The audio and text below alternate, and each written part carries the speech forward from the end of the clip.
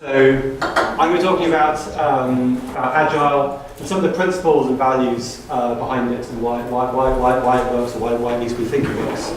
So, is it okay? It's just coming back up. Cool, okay. Just keep talking, Okay, cool. So I'm going to talk a little bit about history lesson, a little bit about where it came from, what was going on when all of this Agile stuff started, just to give you some context. So, there we go, it's coming. So back in the day, and this is Agile started sort of at the turn of the century, about sort of 2000. And before that, the way we ran software projects was a little bit like this. We had nice big stages, we had a goal, we did a whole bunch of analysis, we got that done, and then we did a whole bunch of design, we worked out exactly what this thing was going to look like, we got that done, and then we built it. It was all beautiful, lovely, and then we tested it, and it wasn't so lovely. And then we shipped it to production, and hopefully it works. We put our fingers between our ears and hope that everything's going to work. And what that produces is a value curve, or what we're hoping that produces is a value map that looks like this. So you're spending money all the way through. You're spending, your cost is going up over time, but you're not shipping anything. So your value you've delivered is nil or very little. And then right at the end of the project, bang! Hopefully your value exceeds your costs. If your value exceeds your costs, congratulations, you win. Okay? Unfortunately, that's not what happens most of the time, because we don't ask ourselves questions like these. Do they want it? Do they need it? If they say they want it, do they actually need it? How much will it cost? Can we actually work out how much it's going to cost before we start building it? Are we the right group of people to build it, or to try and deliver it, or even to try and sell it? Can we build it? Do we have the skills and the technology and the abilities to build it? We don't know the answers to all of these questions at the beginning of a project. You just don't have all the answers. So what that happens, when you don't know the answer to that question, what usually happens is this. So we're spending, and then we deliver at the end, and bang, ooh, we didn't win. We delivered less value than we spent. And that's bad. And quite often that's because it took longer than you thought to get there, so your costs have risen. You've delivered the value you thought you were going to deliver, but you spent more money than you intended to. Or actually, it just wasn't worth as much as you thought, or it was buggy, so there were issues with it and all that kind of stuff. So this is the general premise. This was happening all over the place for all sorts of reasons, because we were delivering software that didn't work, we were delivering software that no one liked, software that people didn't understand how to use, all those sorts of things. Software that we couldn't even run in production straight out the gate. So a bunch of people got together to think about that. So the reason this happens is in these projects, we make a lot of decisions up front. We make as many decisions as we can possibly make at the beginning of the project. Yeah? We do all our analysis and then we design it. That's a whole bunch of decision making, a whole pile of decisions. We make ourselves feel really good. Got a nice big stack of papers that show we made some decisions. But that's the point of the project, when you know the least. And your knowledge will only grow as you go through the project. So you're making fewer and fewer decisions because you've made them already. And as you go, you're learning more and more and more. And this is the one way around. Yeah? You want to make decisions as you learn, not to make decisions before you learn. That makes sense when I say it like that. It doesn't make sense when you think about project plan. The reason we do this, the reason we plan projects like this, is because this is the way project planning had always been done before there was software. I mean, when you're building a bridge or a building, it makes sense that you have to do some analysis first, and then you have to design the thing before you start building it. Because if you don't design it before you start building it, your foundations might be the wrong shape. So you have to do that. And you can't get around it. You can't redesign a building halfway through. Well, not without a lot of money. So we inherited that. But there were better ways of doing it. It's worth noting that when you get okay, so what we do now is confused with the slide. Okay, so we've got these stages, and the other problem with these stages is as we learn, as we go through these handoffs, we're moving knowledge from one place to another. We're moving knowledge from the analysts to the designers to the developers, and this again is moving knowledge around between different groups of people, and that results in handoffs, and that results in lost knowledge. So not only are we learning stuff and we're not acting on that learning, the learning we do learn we're losing because we're handing it off from one group of people to the next. So that doesn't make sense either. So in 2001, a bunch of people, you'll notice it's 17 middle-aged white American men. It wasn't a great day for gender or ethnic diversity. I can say, I did a little bit of looking, it is getting better. Thankfully, there were some really great, definitely some really great female speakers out there. Ashma speaks on lean startup, that kind of stuff. Struggling on the ethics side. If you've got any people of note, then send them over. It'd be really good to hear about them. Things are getting better. But anyway, so 17 guys got together to talk about it, and they were all working already in this space. Think about better ways of doing it. Some of you might notice some people on here that you might recognise. So you've got Jeff Sutherland and Ken Traber. They are Messrs Scrum. You've got Ken Beck and Ron Jeffries, XP, Bob Martin, Uncle Bob, Clean Code, Uncle Bob in the bottom left-hand corner. So a lot of these guys are still around, they're still on the conference and the consulting circuit. So they got around to talk about, is there a better way of doing this? And the result of that was the Agile Manifesto, or to give it its proper title, the Manifesto for Agile Software Development, because it's not just it, because at that point they were really focused on software. And that resulted in these 4 values. It's important to note when you read this that we're not completely discarding the stuff on the right. Agile is not about not having plans, not having contracts, not having documentation, and not having processes and tools. All those things have a place. But we're saying where we have a choice between the things on the left and the things on the right, we're going to generally favour the things on the left. And this at that point was a big change. There have been lots of attempts in the last 16 years like this. You'll find the internet littered with people's suggestions of how this can be improved and rewritten. There's some really nice presentations. There was one at XP 2016 called an Ad Hoc Agile Manifesto, which was really entertaining. That one wasn't recorded, but a previous iteration of that talk was, and I recommend you look it up. It's at least entertaining. The one change I would come back to is exchanging the word working software for the word useful software, or possibly even valuable outcomes. Because what we're interested in is not just the software works, we're interested in the thing that's actually useful and viable and valuable to somebody. But that's what we came up with. There are also 12 principles behind this as well. I'm not going to go through all 12 principles because it will take too long, but it's on Agile, I think it's agilemanifesto.org, or just Google it and you'll find it. So it's worth looking through this. I'm going to talk through some of those key principles. Before I do that, this is get my slides out of order. So what this means in practice, is we take those groups of people that were working at stages, and we put them in a nice cross-functional teams. We put the analyst together with the designer, with the developer, with the tester, and if you've read the Phoenix project, you chuck in an ops person as well. And then you get them to iterate. You get them to do a small piece of work and ship it all the way to production and show it to a customer, and they see what the customer thinks, and then they get some feedback, and then they pivot. And they might do what they were planning on doing the next time around, but they might do something different because they've learned something. And the important thing is that capability for learning. The reason why we have a cross-functional team is it means they can get something all the way across the line to the point at which somebody can learn about it and give them feedback, and they can work out whether this is the right thing to build in the first place. And then they can iterate, cycle round, and improve. And in hindsight, it probably looks like that's a really inefficient way to get from A to B, because the straight line would be much, much easier. But the thing is, at the outset, you don't know which direction that straight line is in, and you don't know where that destination is exactly. So sure, in hindsight, it'd be much, much easier if we just did the straight line build. But you can't do that at the outset. You can't do that. It doesn't make sense. It just doesn't work like that.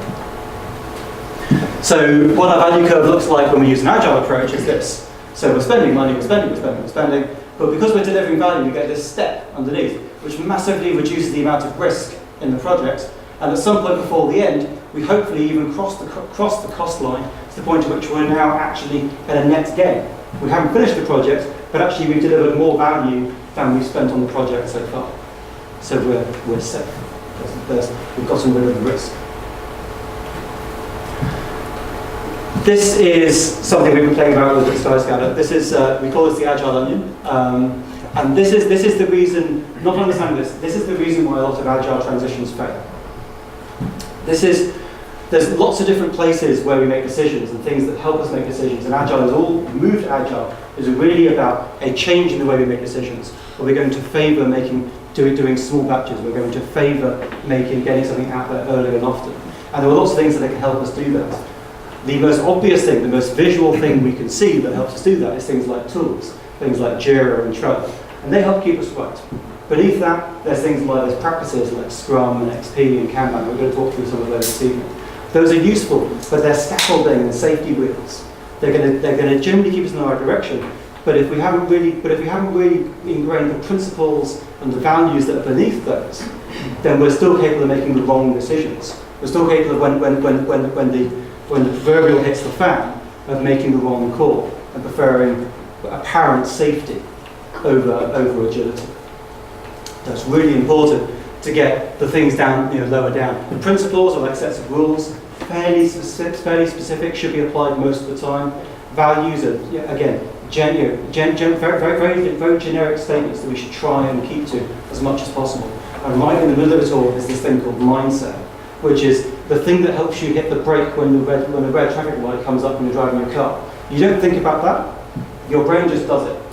And that's mindset. So if you've got an agile mindset, if you can train yourself to have an agile mindset, you're not having to think too much about all of these decisions because you're getting those right answers. And that's the thing that we're trying to move towards. So some of these key principles. Small self-organizing teams. So teams need to be small. As soon as you start into a big team, you're really just hiding a waterfall project inside an agile shell. So you need a nice small team. When you have a nice small team, you have a small number of communication lines. A large team, this is called Metcalfe's law. You get lots of communication lines, and suddenly things get very complicated. Coordination of the team becomes very difficult, and you start stepping on each other's toes, and all sorts of stuff starts failing. And that's when you need to break out into other teams. So small, self-organizing, empowered teams are critical to the way Agile works. And that might mean restructuring the way you build your software. So your software can be run by small, independent, empowered teams. And that's why we see a lot of people moving to things like microservices, hosted on AWS, because it means that we can have small teams running small services, rather than having big teams running big services. Another key principle is short iterations. So short iterations crop up all over the place in Agile. One of the most famous that probably you guys will recognize is the Scrum iteration cycle, which we're going to talk about later on today, so I'm not going to steal anybody's thunder. But that works on the basis of plan what you're going to do, build it, measure it, learn it. And that sounds very similar to the thing that Eric Ries wrote about in Lean Startup. I think that was about 10 years ago now, maybe a little less than that. He wrote about build, measure, learn, but that's a lot more on the business level. Build something, measure it, and learn, and get the information right out to the customer, and come back in again. And then at the top we've got the granddaddy of them all, the Deming cycle: plan, do, check, act, which dates back to Toyota in the 1950s, which Gina's going to talk about in a minute. She's much more qualified to talk about it than I am. But short iterations. And all of these guys talk about the speed of these. The faster you can go with these iterations, the more you can adapt, and the faster your pivots. So that winding back we looked at earlier on, the smaller those adjustments are going to be, because you're not going to go so far off course before you can course correct and you learn something. It's all down to the speed of your iteration. Scrum had sprints, and when Scrum started in 1995, the sprint cycle, I think, was recommended to be about 6 weeks, because that was the shortest sprint cycle that Ken could suggest without getting laughed at the building for being a maniac. And now the most common sprint cycle is 2 weeks, with a lot of people tending towards 1 week. Incremental versus iterative development, really, really important, because again, this is a way that we can hide a waterfall project inside an Agile shell if we do incremental development. This is a drawing by Heinrich Nieberg. If you've not heard of Heinrich, you should look him up. He's done some really, really great videos. He's one of the lead coaches at Spotify and Lego, and he's done some really, really great work in the community. So he talks about this being incremental development. So a customer comes to us and says that we want to go somewhere. So we say, right, we're right on it, and we go off and build this great wheel, just the one wheel. And the customer says, that's lovely, but I don't know how I'm going to use that. So we say, okay, don't worry, we're back in a minute. And we bolted 2 wheels together now. That's much better, isn't it? Right? And it still can't go anywhere. Okay, we're going to put the basics of a chassis together, but there's no engine and no steering wheel. Okay, it's nice, but I still don't have to see how that works. And finally, we get a whole car, and we can actually go somewhere. That's incremental development. We notice in that, there's no opportunity for learning. as we go through. So we've small batched it, well done, but we haven't actually managed to learn anything as we've gone through. If actually he didn't need a car, we wouldn't have found that out. So enter iterative development, which is what this looks like. It says I need to go somewhere, so okay, the quickest way I can get you a mode of transport is I'm going to bolt 4 small wheels to a plank of wood and call it a skateboard, job's good, and off you go.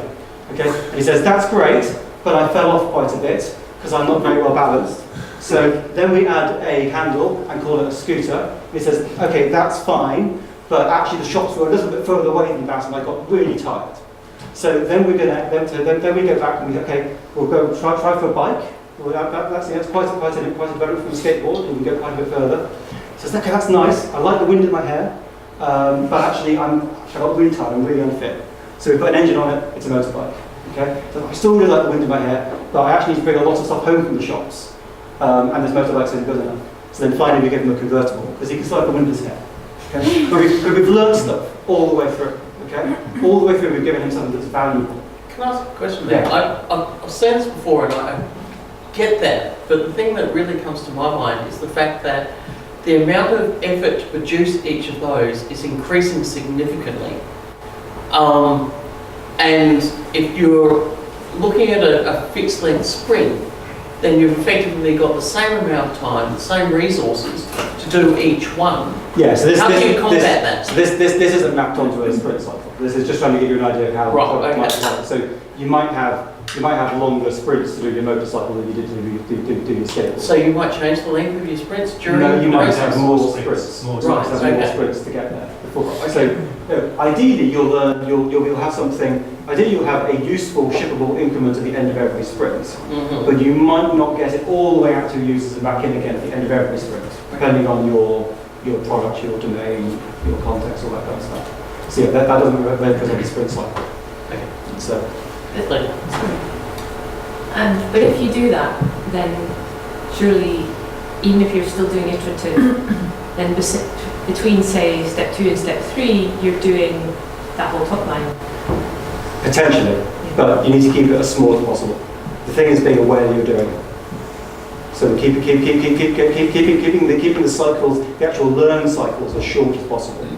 So okay, you might not be able to get anything out to learn on in the next 2 sprints, but let's be really conscious that that's a risk and we're building up risk. We have to get something out as soon as possible, rather than just letting it slide and then just doing tolerance. Yeah. It's all about, and that's what I said about small teams, is you have to think about how you're going to architect this, so you can actually build in this way. It creates it's a whole different way of building software as much as it is a different way of managing software projects. Another really important part: stop starting, start finishing. Reduce work in progress. Don't have 10 small batches on the go that you're going to complete in the next 10 weeks because you don't deliver any value. Okay, you've sliced it all up really nicely, and then you give 1 slice to each member of the team, and then you don't deliver anything for 5 weeks because they're all working on their own individual bit. You're not delivering on that increment, on the iterative value curve that I talked about earlier on, because you've got this long cycle. Much better to get as many people as possible focused on the one thing, get that out, get that done, and then move on to the next thing. There's a whole pile of lean stuff that shows why reducing work in progress really increases speed. Reduces context switching, for example. If you've got 10 different things going on in a team, you're context switching all over the place. The safe bets are on context switching costing about 20 to 40 minutes worth of productive time every time you switch. So if you've got 3 things on the go in a day and you switch between each of them twice, then that's what, 2.5 hours of your day that you've lost to just not quite being in the zone as you move between different contexts.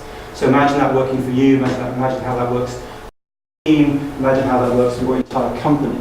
Do you have too much stuff on the go? Reduce your work in progress. And finally, the most important one, continuous improvement. If you get this, you almost get everything else for free because you'll work it out as you go along. Yeah? Take intentional time to stop and look and reflect and work and look at how you're working, how are you behaving as a team, how productive are you, where are you slowing down, and change those conversations as you go through. Don't just use mad sag lad every week. Do something different. So you inspect your own process, you inspect your own flow as you go through. It doesn't have to be retrospectives, you could use Toyota Carter, there's all sorts of different approaches out there, but take intentional time to stop and reflect and improve. That's Agile.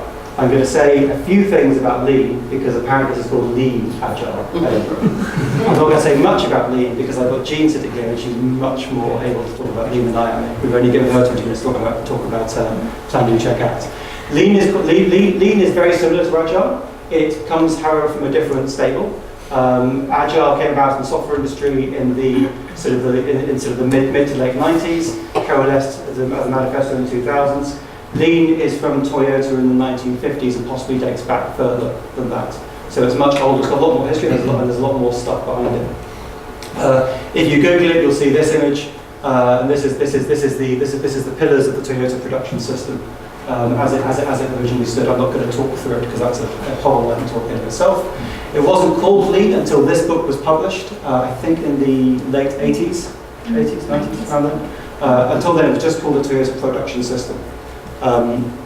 So it then started being called Lean. This book also did a lot for talking about the management principles behind it. And this comes back to the onion that I was talking about. Is Toyota observed a lot of people trying to take the Toyota production system, the practices and the tools they were using, and install them in other companies, and they were failing miserably because they weren't bringing over the leadership principles and values that Toyota were underpinning the whole thing with. So that's really, really important.